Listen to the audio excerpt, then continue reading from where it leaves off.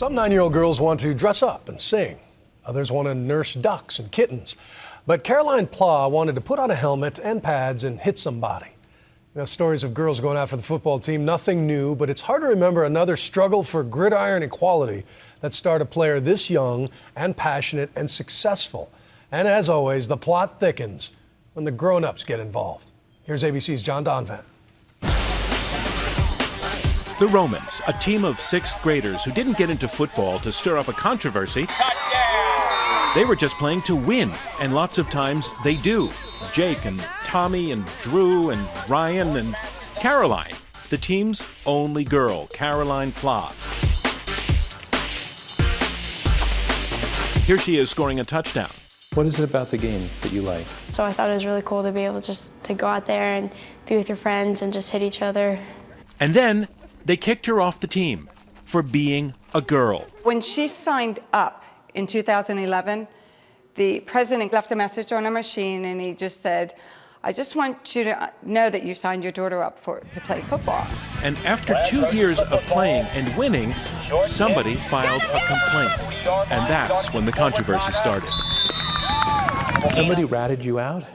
They won't tell us that, but they did say someone called. The Catholic Youth Organization said they would make an exception to let Caroline finish that season, but after that, she was off the team. I was surprised, a little disappointed, but probably mostly surprised and shocked. I was always taught that whatever the boys could do, I could do too.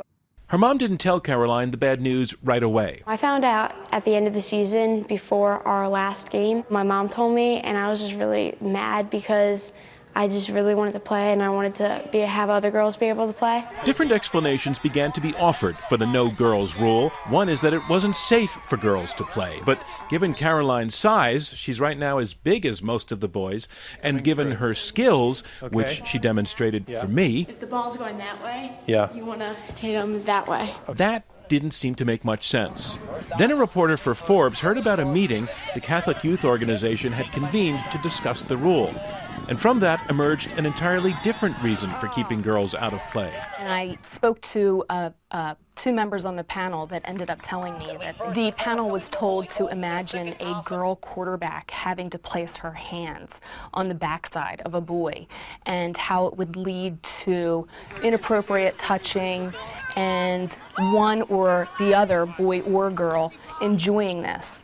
The one panel member said to me that from that statement, the takeaway was, well, other boys might now want to join the football team to be part of this action, this inappropriate touching. The church to come out and say that right now, and we're in such a painful situation in the Catholic Church, and then for them to come out and use those words, that just puts another black eye. So she started her own campaign to change the rule, doing interviews. And I was really angry because not only am I going to not be able to play, other girls aren't going to be able to play. Starting an online petition, even appearing on Ellen. You've been playing football since you were 5? Yeah, ever since I was just a little girl. Well, you're still a little girl, by the way.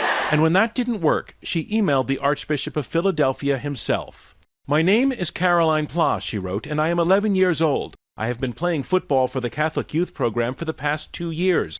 After those seasons, now it has come to the Archdiocese's attention that I cannot play simply because I am a girl. But his reply to her seemed to take exception to her media campaign.